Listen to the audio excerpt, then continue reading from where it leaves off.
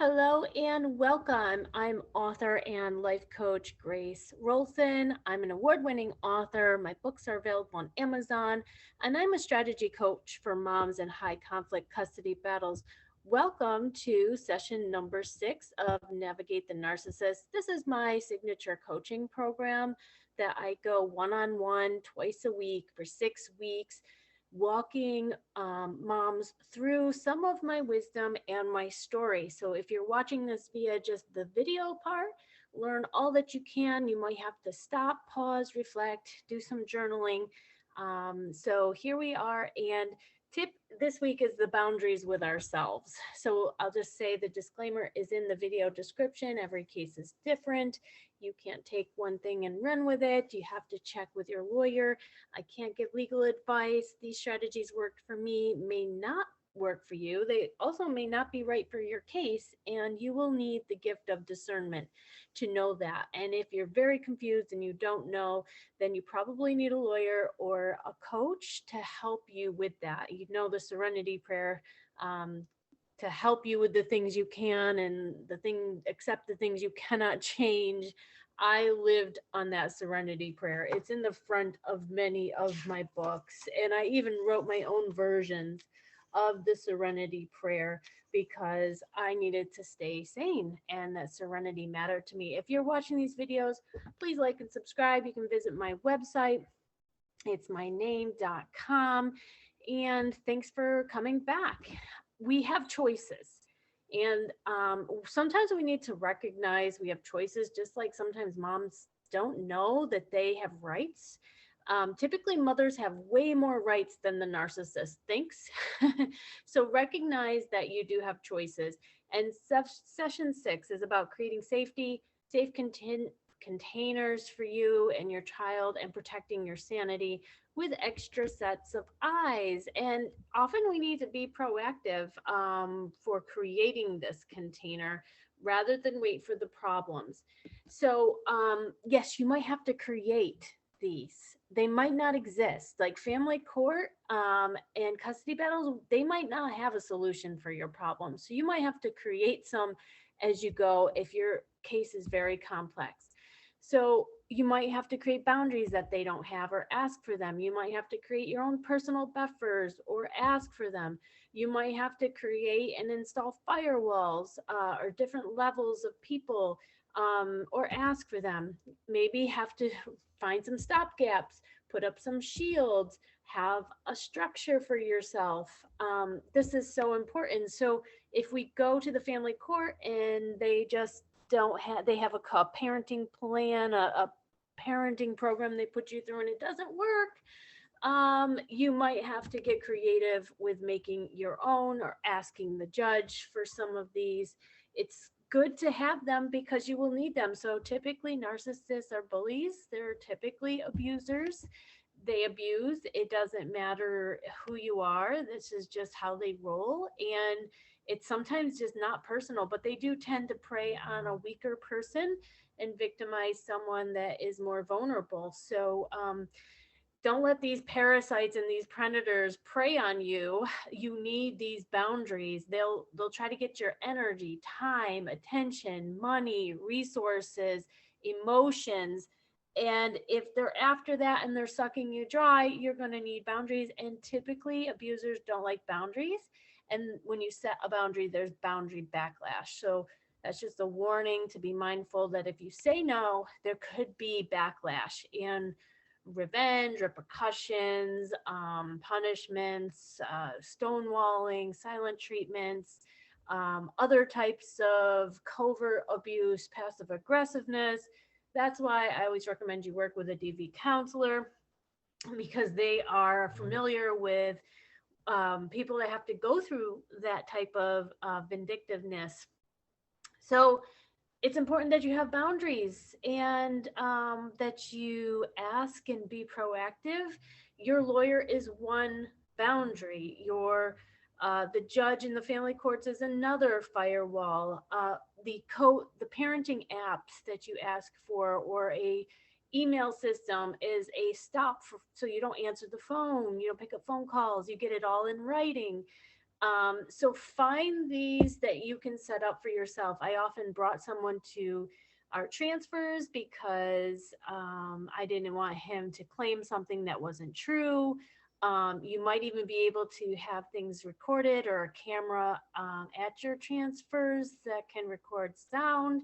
And what whatever you need for shields, you might have to get really creative to create a safe place for these transfers, a safe place for you to deal with a co-parent who is just angry.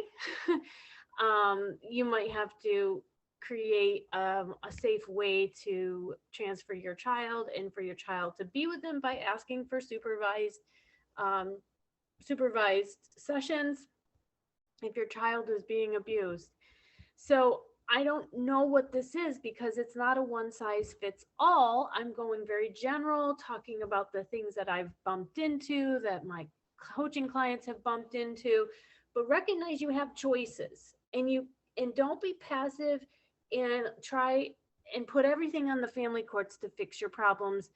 They can't. I wish they had a better system. I hope they do. By the time you're watching this, I hope there's new laws in place everywhere around the world to recognize and create boundaries for victims and survivors. And if people, I like it. Well, one professional says, if someone tells you don't be a victim, if you've been victimized, know your truth.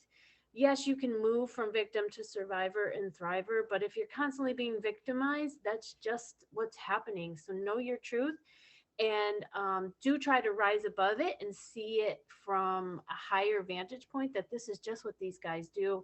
Don't take it personally and get some of these things in place. So I used the microscope of family court. I backed up into family court. I pretty much, by saying no to him, forced him to have to file motions in family court, which forced him to have to pay child support because when you file anything, they want a an updated financial statement from both parties. And this provided some accountability, monitoring, and consequences. If he didn't go through the parenting courses, if he didn't do what the judge had ordered, he could be accountable for a contempt of court. And I often had to let them pile up so that I didn't just go on in one contempt. That was a strategy, but some lawyers think that you should go in to really expose the narcissist to show the judge who is following the order and who isn't. It also might back them down and not enjoy using family court if early on they're getting in trouble and being exposed. But not all cases benefit from family court if you can manage the monster by appeasing. And so sometimes if you push their money button, they'll push your custody button. You ask them for money, they come after you for more child time so that they can get off of paying child support. So you have to balance that and weigh that out. And that's why I always say get consultations, run your case with using my Get the Right Lawyer Guide worksheets through 3 different lawyers.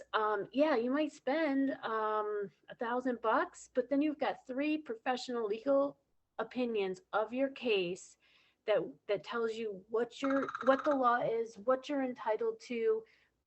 So get those consultations to see your case from different angles and get an objective view. Um, Now, when we got into court and he blew up in court, I was able to get the YMCA transfers in place for 4 years. And anytime he asked to not use the YMCA, I politely declined and said I just wanted to follow the court order. There's domestic violence agencies that have programs for supervised visitations. So you might have to do some research. Who can supervise visits in your area? Who can supervise transfers so that you transfer to the professional transfers the child to the father who's already done an intake and has to pay and has to, so you know.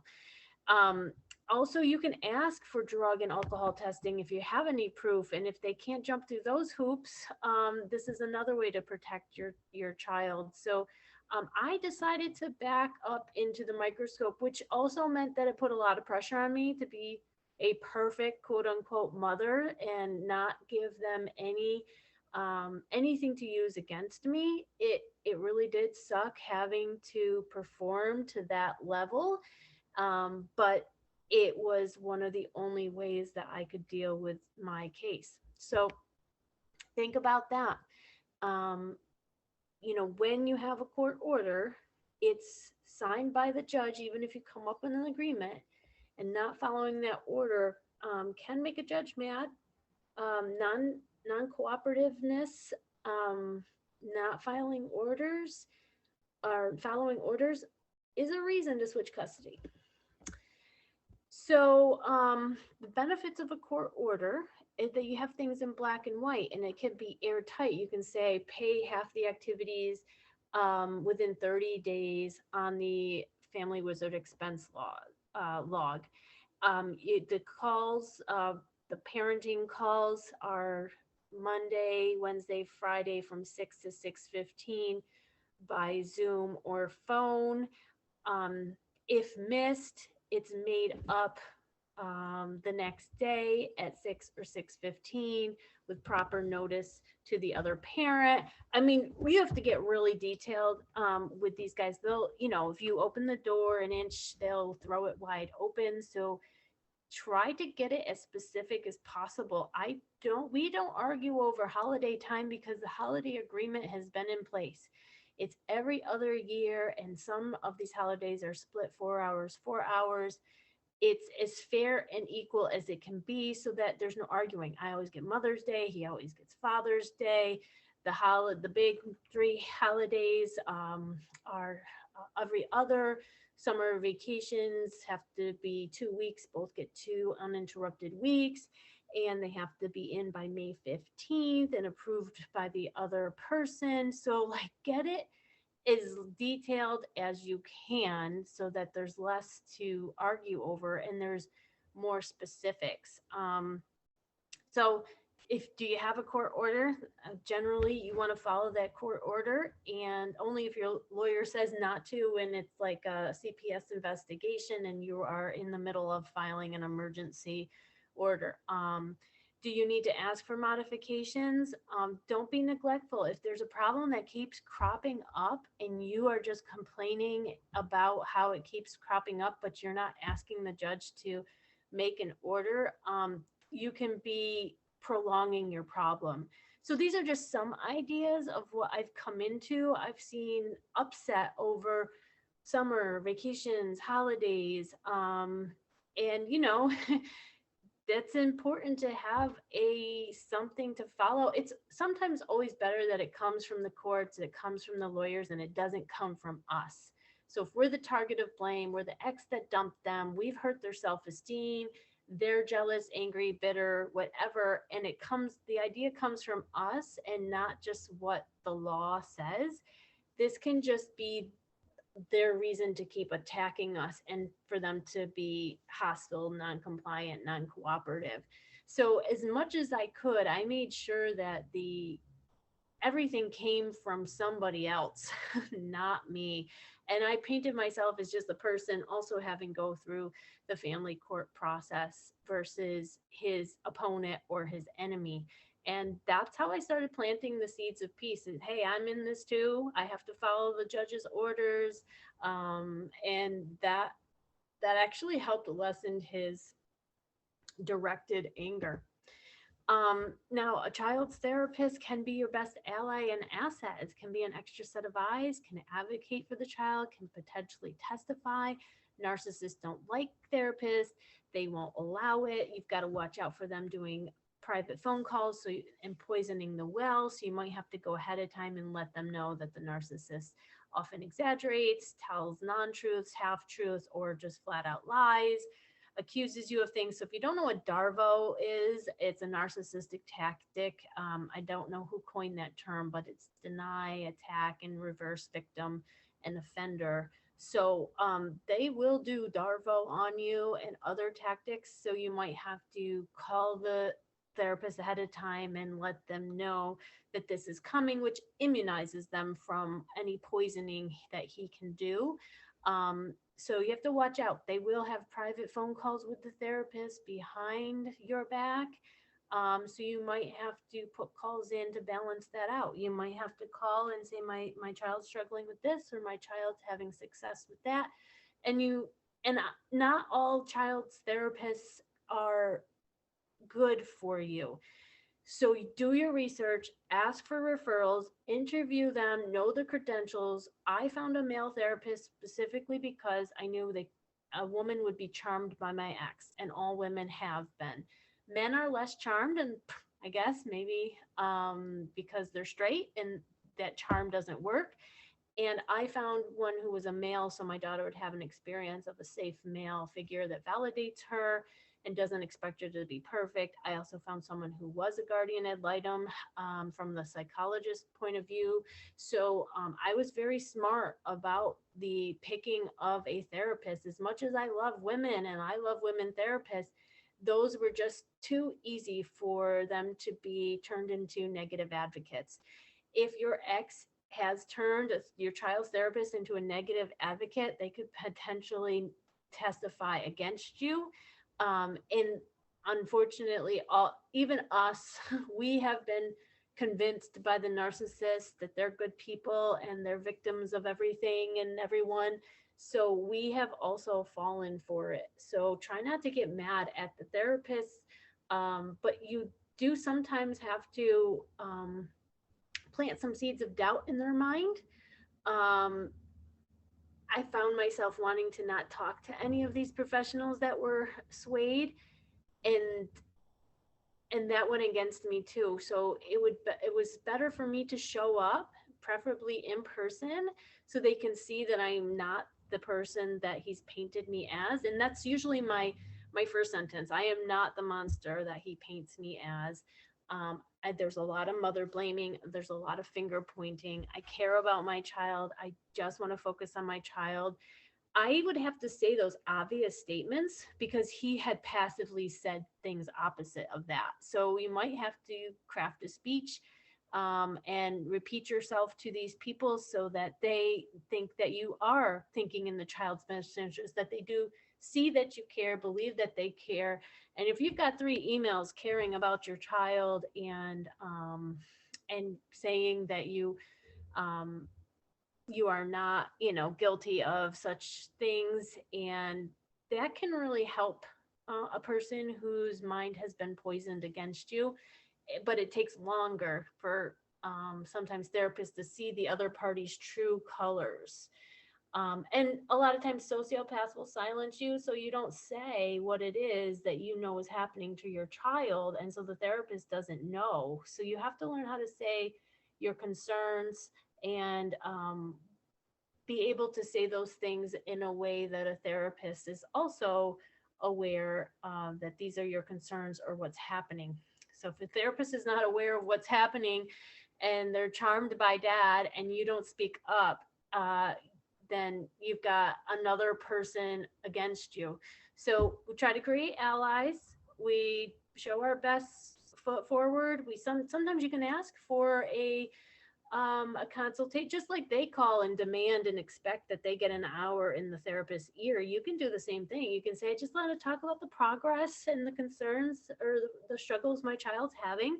And you talk about struggles and overcoming, and you learn the good language that therapists, the music to the therapist's ears, just like the lawyers learn how to say things that are music to a judge's ears. That's why you need a lawyer, because the lawyer knows the choreography of the courtroom, knows the judge, knows what they have pet peeves about. So this is super important. Um, these are things to think about. So self-reflection and self-work is the most important thing you will ever do in your case. So I give the suggested self-reflection questions on the worksheets that attached with this. What current boundaries do you have between you and the abuser, from the abuse getting to you, from ongoing attacks? If you don't have them, what boundaries do you need to put in place? Do you need to ask the judge for a parenting app, an email tool? Do you need to ask the transfers be at the police station, the local McDonald's, and not each other's homes? Are you effectively using your lawyers, the legal system? These can be the boundary people that you need. So you can say, if it's severe abuse, you can always have communication go through lawyers. It gets costly, um, which is why the parenting apps can be more helpful. But speaking of boundaries, you want to set boundaries with yourself first and foremost, not try to set boundaries with a boundary violator, because you're just going to lose energy on being upset. And they count on that. You losing energy being upset and destabilized.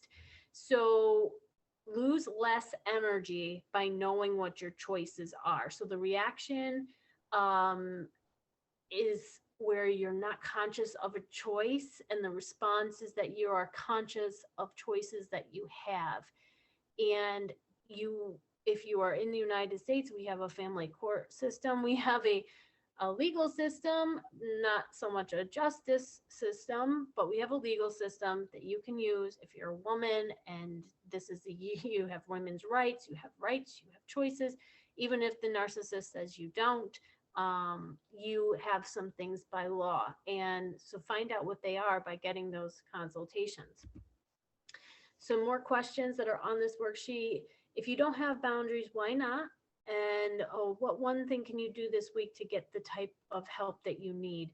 You will need emotional sobriety. So a lot of this, because you're breaking up with someone that you loved and they're doing you wrong, and now they're doing your kids wrong, and they're doing you extra wrong through a family court battle, it'll be emotional. And oftentimes your mother, your best friend, is not the person to help you through this emotionally. They're great that they love you and care, but they'll get emotionally tied up and exhausted by it. And sometimes they'll start blaming you and be tired of hearing it. So you will need to look for the professionals to coach you through some of this.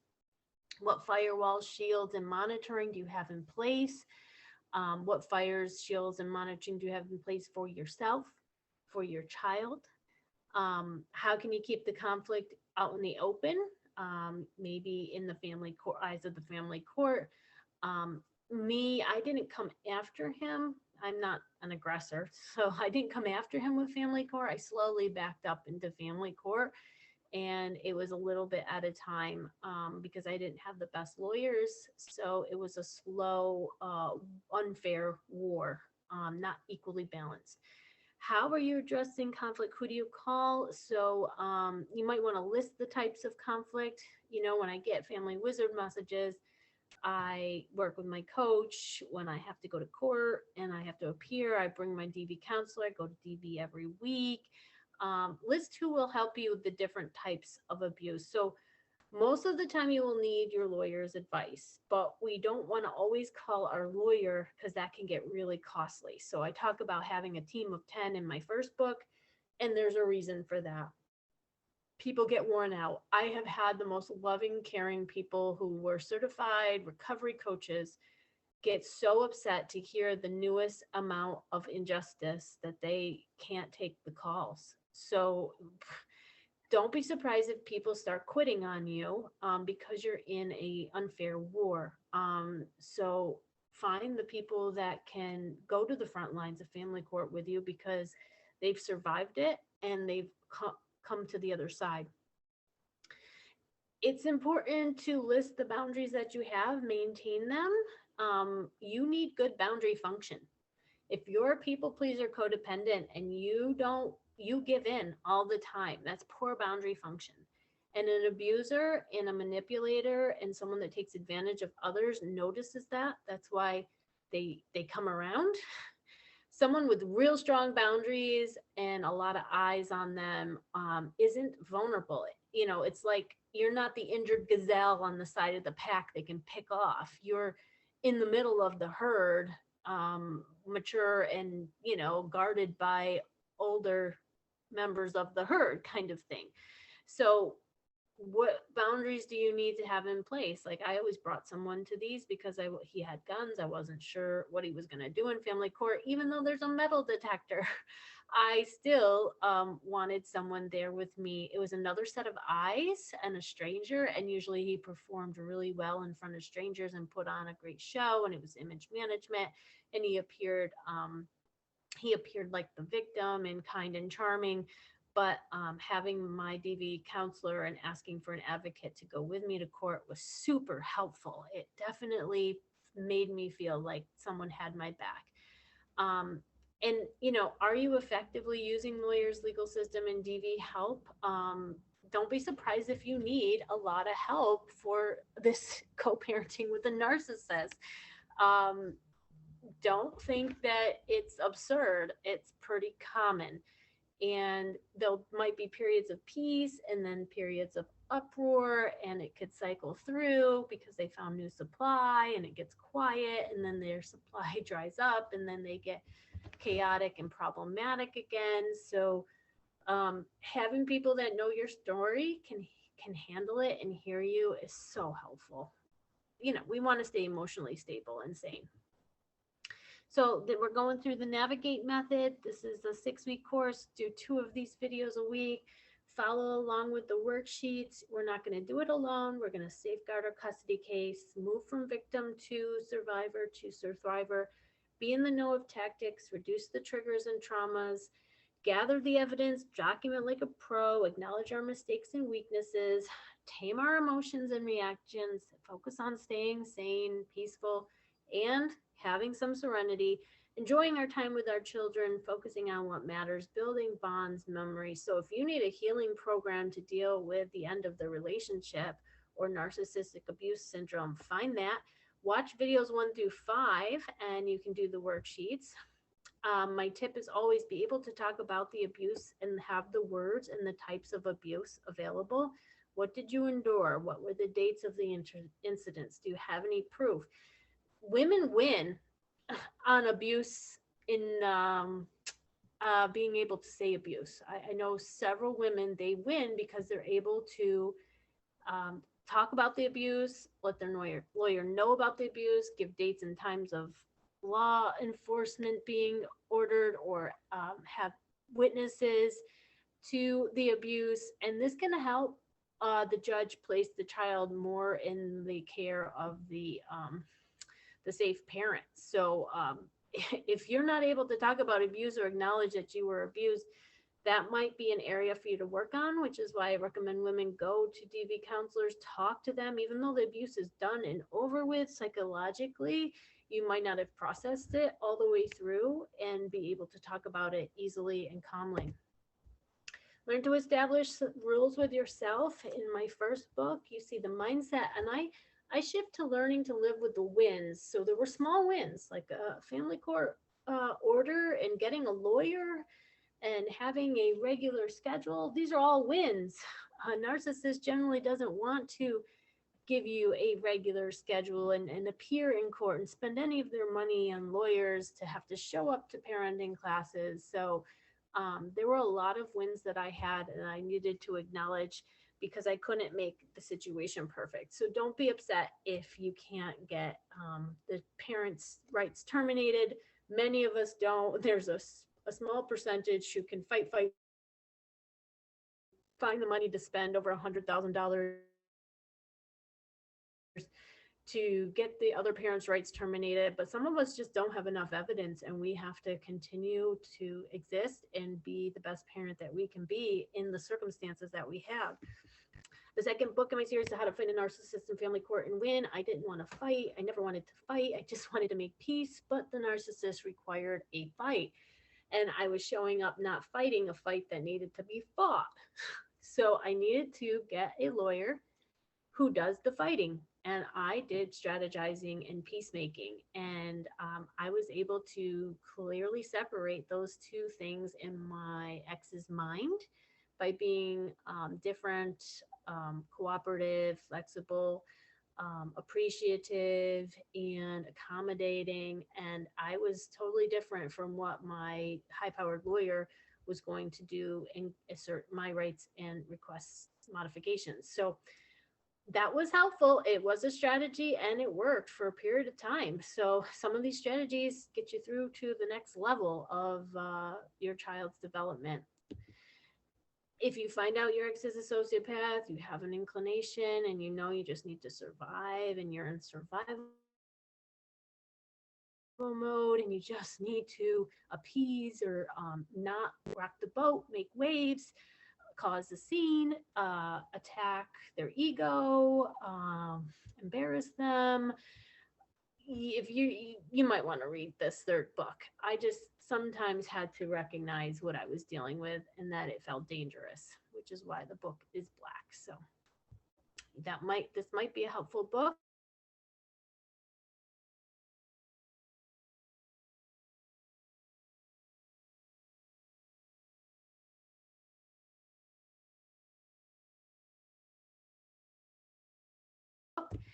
I have a process it.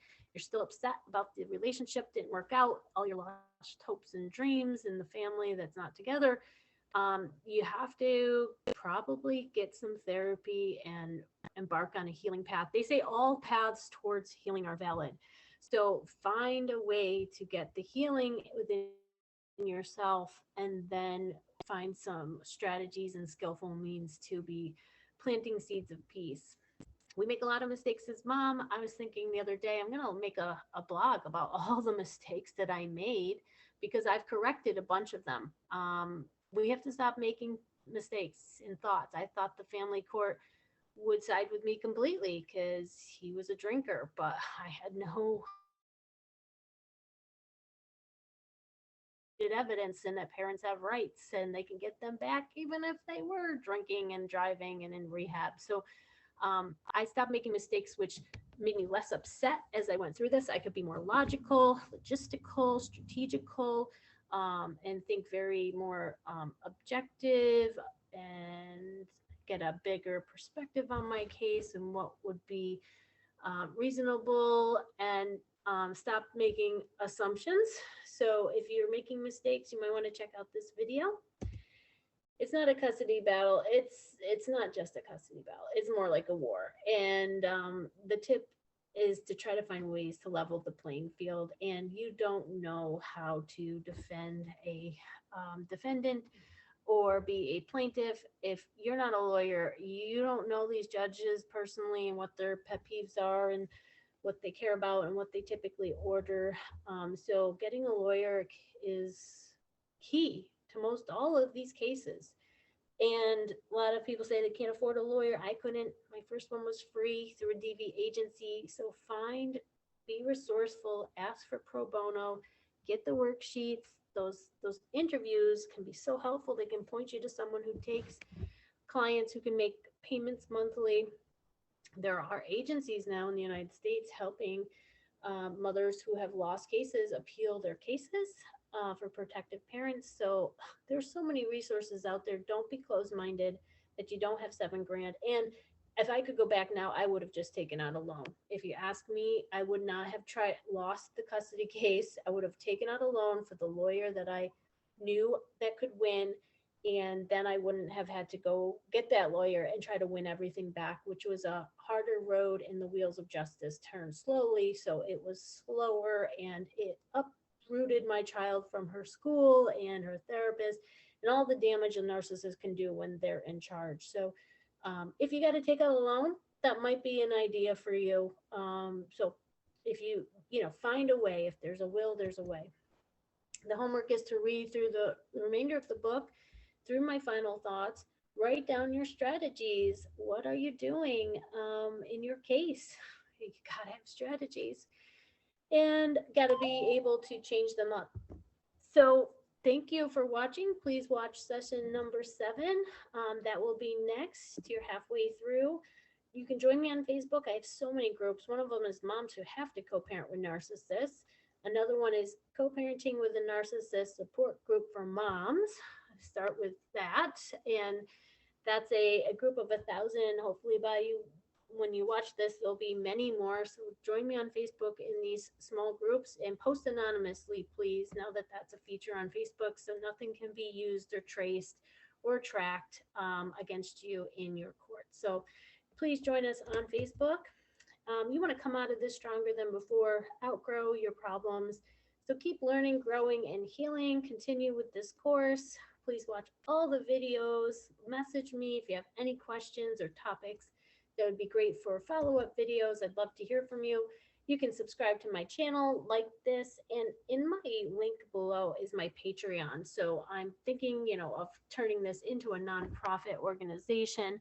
But right now, I'm a self published author, and all your donations help. So if you like this video and you want to encourage me to keep making more, please donate via my Patreon link below. So thank you so much for watching, and we will see you on the next video. Thank you and have a great day.